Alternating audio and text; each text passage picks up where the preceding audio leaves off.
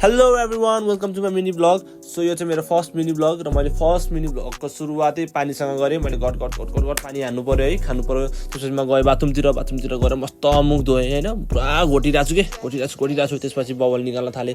अब बबल यस्तो मजा आउँछ कि फेरि बबलतिर मेमोरिज छ कि बबल निकाल्नुमा। त्यसपछि म बाइक स्टार्ट गर्न जान लाग्यो। ब्यान्डेजको क्लिप पो खसी छ र मैले ब्यान्डेजको क्लिप पनि हालिदिएँ। र मेरो खुट्टा के भयो भनेर सोचिरहनु भएको छ भने फुटसल खेल्दाखेरि हल्का ट्विस्ट भएको थियो, त्यस्तो मात्र हो, केही सिरियस छैन। त्यसपछि म आफ्नो बाइक देखाउनुतिर थाल्छु। एकदम सेक्सी बाइक छ क्या, कालो होइन, ब्ल्याक ब्युटी। त्यसपछि बाइकको कोली स्टार्ट गर्नतिर लागेँ। उतापट्टि गएर बल्ल तल न्युट्रल हालेँ है। अब खुट्टाले हिँड्न मिल्दैन, फेरि यता कन्चेङ गर्दै आएर किकाने फेरि वान ट्याप स्टार्ट हुन्छ कि बाइक फेरि है, बिहान कोली स्टार्ट गर्दा पनि। त्यसपछि आएर बाइक पुस्नु पऱ्यो। मान्छे जस्तो भयो भने बाइकले चाहिँ टक्कै बनाउने बानी छ कि फेरि मेरो चाहिँ। त्यसपछि कपडाको ट्रान्जिसन टी सर्ट आयो, ओहो टी सर्ट पनि आयो, प्यान्ट पनि चाहियो, प्यान्ट पनि निकालेँ। यो किन रेडी हुँदैछु भने म आज अटोबेल जाँदैछु सुटको लागि, त्यही भएर हो। त्यसपछि अब अटोबेल त यतिकै जानु भएन, त्यता कस्टमर ओहो मान्छेहरू आउँछन्, त्यसो अलिकति राम्रो हुनु पऱ्यो। राम्रो हुनको लागि के गरेँ मैले, सनस्क्रिन लगाइदिएँ। अब अरू केही छँदै छैन, सनस्क्रिन लाउनु पऱ्यो। सनस्क्रिन मस्त दले, हातमा दले, घाँटीमा दले, मुखतिर दलिरहेको छु है। त्यसपछि सेन्ट पनि छर्किनु पऱ्यो, ओहो अलिकति बास। त्यसपछि म लगाउँछु मेरो फेभरेट ज्याकेट। अब आफ्नो फेभरेट ज्याकेट लगाइसकेपछि म जान्छु बाइक निकाल्न। अब बाइक निकाल्न जाँदाखेरि हल्का फिट चेक त हान्नै पऱ्यो। फिट चेक हानेर टक्क गेट सेट खोल्छु, गेट सेट खोलेर आउँछु। त्यसपछि लाउँछु फेरि यो 1 घन्टाको हेलमेट। अब के गर्ने, गर्लफ्रेन्ड छैन, गर्लफ्रेन्ड भएको हेलमेट पनि गिफ्ट दिन्थ्यो होला।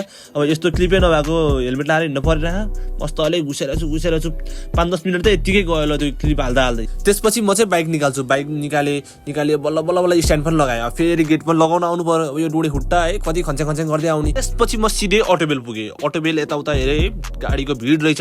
त्यसपछि म दाइले हेर्छु, दाइले ह्यान्डसेक गरेँ, यसो ढोक पनि गर्नुपर्छ फेरि दाइले। त्यसपछि दाइले ढोकेपछि म बेनेली हेर्न गएँ।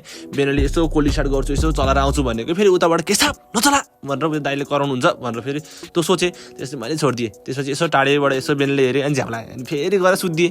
सुतिरहेको थियो फेरि दाइले बोलाउनु भयो, के छ बिन टेक्नो जाम भिडियो बनाउन भन्नुभयो। ल दाइ जाम अनि एमटी दिनु नि त मलाई चलाउन भनेको। हुँदैन तैँले चलाउन सक्दैनस् रे मलाई त।